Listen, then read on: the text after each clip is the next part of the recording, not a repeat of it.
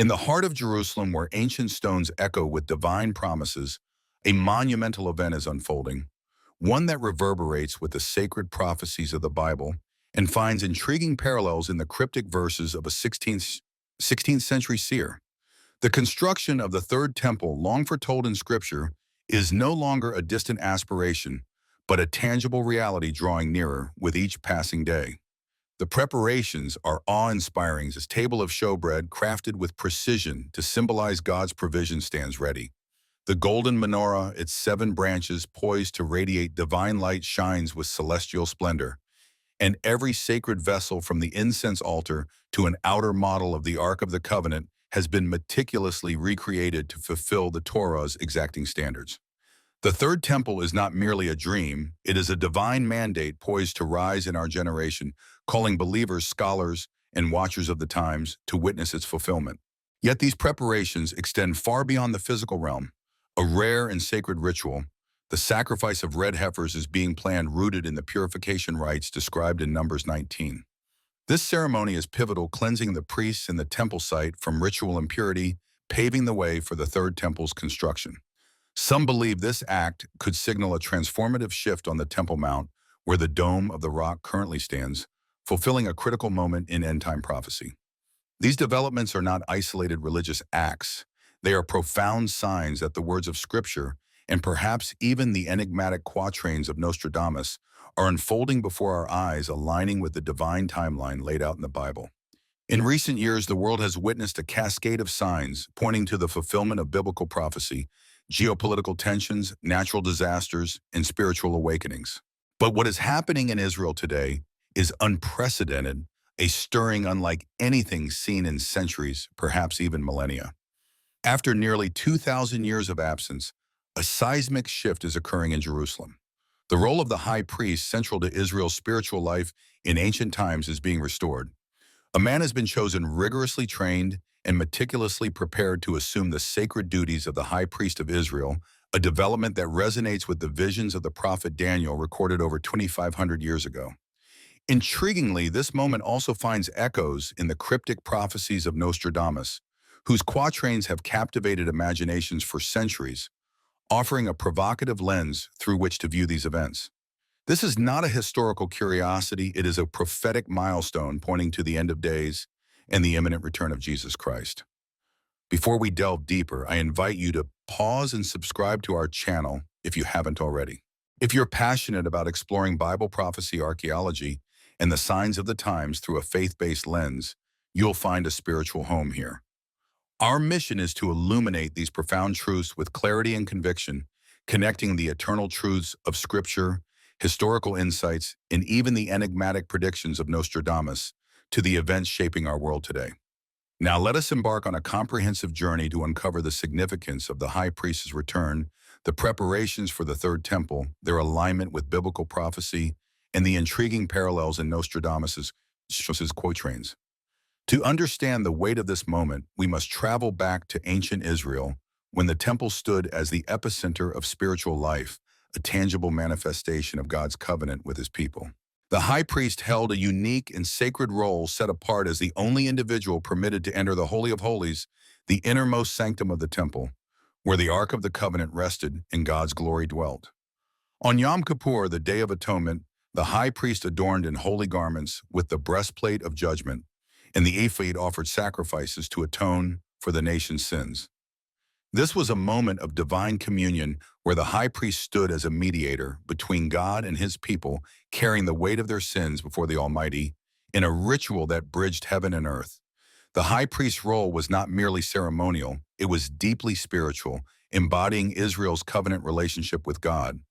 The rituals he performed, from sprinkling blood on the mercy seat to offering incense, were acts of intercession, purification, and worship. The breastplate, with its 12 gemstones representing the tribes of Israel, symbolized his role as the nation's representative.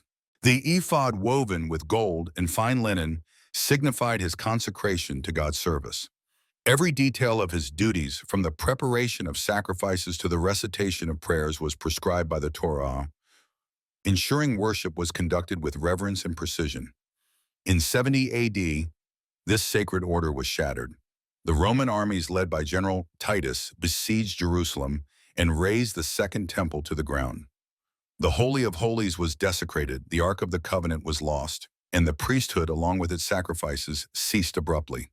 For nearly 2,000 years, the Jewish people lived without a temple, without sacrifices, and without a functioning priesthood. The role of the high priest faded into history, preserved only in Scripture and the collective memory of a scattered nation. Yet the prophets foresaw a time when these institutions would be restored, when the temple would rise again, and the priesthood would resume its sacred duties.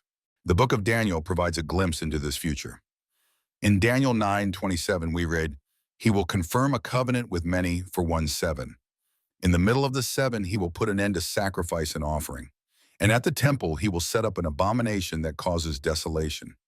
This passage reveals that a future temple will be built where sacrifices will resume only to be halted by the Antichrist. For this to occur, a functioning priesthood, complete with a high priest, is necessary. The news that Israel has selected and trained a high priest in 2025 should cause us to pause and reflect, for it signals we are inching closer to this prophecy's fulfillment. Nostradamus, the 16th century French seer, may have glimpsed similar events in his cryptic quatrains. In Century 2, Quatrain 62, he writes, "Mabus then will soon die, there will come, of people and beasts a horrible rout. Then suddenly one will see vengeance, 100-hand thirst hunger when the comet will run." Interpreters debate Mabus, with some suggesting it refers to an antichrist-like figure or a leader whose death triggers chaos.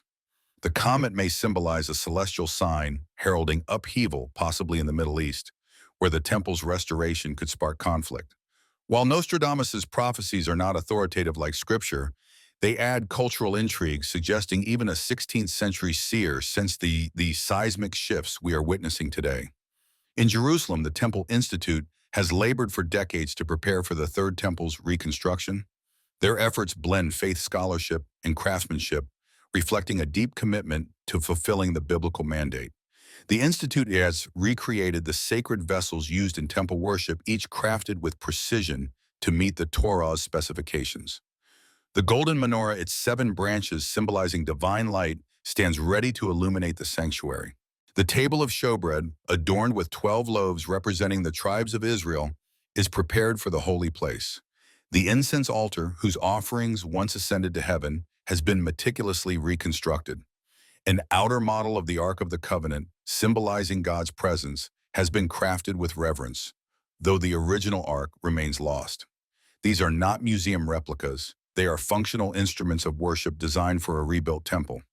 The Temple Institute's work is rooted in a belief that the Third Temple will rise, fulfilling Scripture's prophecies.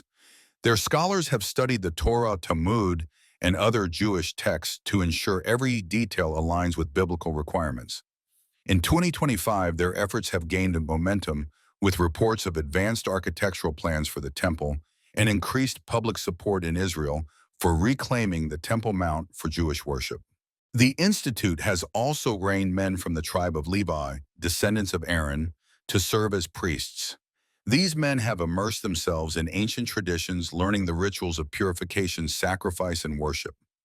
They have studied the Torah, memorized sacred protocols, and undergone rigorous spiritual preparation. Their training includes handling sacrificial offerings and performing Yom Kippur ceremonies, ensuring they are ready to serve when the temple is rebuilt. Most significantly, the Temple Institute has selected a potential high priest whose identity remains undisclosed to avoid controversy in a region fraught with tension. Sources confirm he has undergone exhaustive training in the ancient rituals, including the complex ceremonies of the Day of Atonement. He is prepared to approach the Holy of Holies, offer sacrifices, and intercede for the nations, serving as a bridge between the ancient past and the prophetic future. Nostradamus' quatrains offer a provocative parallel. In Century 6, Quatrain 97, he writes, "At 5 and 40 degrees the sky will burn. Fire approaches the great new city. Instantly a great flame leaps up," when they want to have proof from the Normans. Some link the great new city to Jerusalem, given its spiritual significance. The burning sky could symbolize a divine or catastrophic event tied to the temple's restoration. The Normans may point to external powers demanding evidence of these events. While speculative, this quatrain resonates with the tensions surrounding the Temple Mount, where rebuilding could provoke international controversy. Jesus himself spoke of these times urging vigilance. In Matthew 24:15, he said, "So when you see standing in the holy place, the abomination that causes desolation, spoken of through the prophet Daniel, let the reader understand." This warning points to a future temple where sacrifices resume only to be desecrated by the Antichrist during the 7-year tribulation. The training of a high priest suggests the pieces of this prophetic puzzle are falling into place. Jesus' words are a clarion call to discern the times. The abomination that causes desolation will mark the tribulation's midpoint when the Antichrist enters the temple, declares himself God, and halts sacrifices fulfilling Daniel 9:27. The restoration of the high priest is a critical step signaling the temple's infrastructure is nearly ready. Nostradamus' quatrains add cultural fascination. In Century Quatrain 87, he writes, "Earth-shaking fire from the center of the earth will cause the towers of the new city to tremble. Two great rocks will war for a long time. Then Arethusa will redden a new river." Some link this to a conflict in Jerusalem with two great rocks, symbolizing opposing religious or political factions vying for the Temple Mount. While speculative, these interpretations highlight humanity's fascination with connecting ancient prophecies to modern events. A final hurdle before sacrifices can resume is the red heifer ritual described in Numbers 19. The ashes of a flawless red heifer are essential for cleansing the priests in temple site from ritual impurity. The heifer must be completely red, without two non-red hairs, and unblemished, never having been yoked. In 2024, 5 red heifers were transported from Texas to Israel, a historic effort to fulfill this mandate. As of July 2025, 3 remain eligible under strict scrutiny to ensure they meet Torah standards. If they reach the appropriate age, 2 to 3 years, the purification ceremony can proceed, enabling sacrifices to resume. In Jewish tradition, only 9 red heifers were sacrificed from Moses up to the Second Temple's destruction. The 10th is seen as a prophetic milestone signaling the Messianic era. The availability of eligible heifers in 2025 is a significant sign that the prophetic timeline is advancing. Nostradamus' quatrains touch on purification themes. In Century of 5, Quatrain 23, he writes, "The two contenders will unite together. When most others unite with Mars, the African leader is fearful and trembles. The dual alliance is separated by the fleet." Some interpret this as a Middle Eastern conflict with Mars, symbolizing war possibly tied to the red heifer ritual's controversy. The convergence of biblical and Nostradamian themes underscores this moment's weight. Daniel's 70th week, a 7-year period beginning with a covenant involving Israel, sets the stage for the Antichrist's desecration of the temple. Some believe this covenant could be a peace agreement in the volatile Middle East, especially given ongoing tensions in 2025 between Israel and neighboring states. Halfway through, the Antichrist will break the covenant, enter the temple, and set up the abomination that causes desolation. Nostradamus' quatrains often speak of global conflicts. In Century 10, Quatrain 72, he writes, "The year 1999, 7 month. From the sky shall come a great king of terror. Shall be revived the great king of Angol-Moa. Before and after Mars shall reign as chance will have it." Though tied to 1998, its imagery of a king of terror and Mars war could point to Middle Eastern conflicts or celestial signs tied to the temple's restoration. In Century 8, Quatrain 28, Nostradamus writes, "The great river will flood and the earth will shake. The sacred place will see a new dawn. The old empire will tremble and the new one rise when the two rivers join in conflict." Interpreters see this as a spiritual new dawn in Jerusalem, with two rivers symbolizing conflicting powers vying for control. These quatrains, while speculative, suggest a world on the brink of transformation, aligning with the biblical timeline. Israel's rebirth in 1948 fulfilled Ezekiel 36:24-28, where God promised to gather his people. The recapture of Jerusalem in 1967 was another milestone, placing the Holy City under Jewish sovereignty. These events, along with the red heifers and high priests' training, signal the approach of the Third Temple's construction. Nostradamus' quatrains describe a world in turmoil. In Century 3, Quatrain 34, he writes, "When the eclipse of the sun shall be, in the fire the holy place will see. A new leader born under the stars' gaze, bringing peace than war in distant days. This could point to a significant event in Jerusalem with an eclipse or celestial sign marking a turning point, aligning with the Temple Mount's tensions. The Temple Mount, home to the Dome of the Rock and Al-Aqsa Mosque, is a focal point of religious and political tension. Rebuilding the Third Temple could require altering the status quo, potentially igniting global controversy. The red heifer ritual is a critical step enabling sacrifices to resume. Nostradamus' Century 4, Quatrain 76 states, "The sacred hill will tremble with strife, where the old faith meets the new. A flame will rise and blood will flow, when the ancient rites are renewed." This could evoke the restoration of temple sacrifices with sacred hill, referring to the Temple Mount. The training of Levite priests and the selection of a high priest fulfill biblical requirements for temple worship. These men are preparing for a living role, learning the Torah's rituals with precision. The high priest's readiness is a historic milestone signaling the temple's infrastructure is nearly complete. Nostradamus' Century 37, Quatrain 14 writes, "A new priest will rise in the sacred land, bearing the ancient law in his hand. The world will watch and nations will quake when the old covenant is awake." This could refer to the priesthood's restoration with nations quaking at the temple's global implications. A call to faith, not fear. These signs, biblical and Nostradamian, are meant to awaken faith.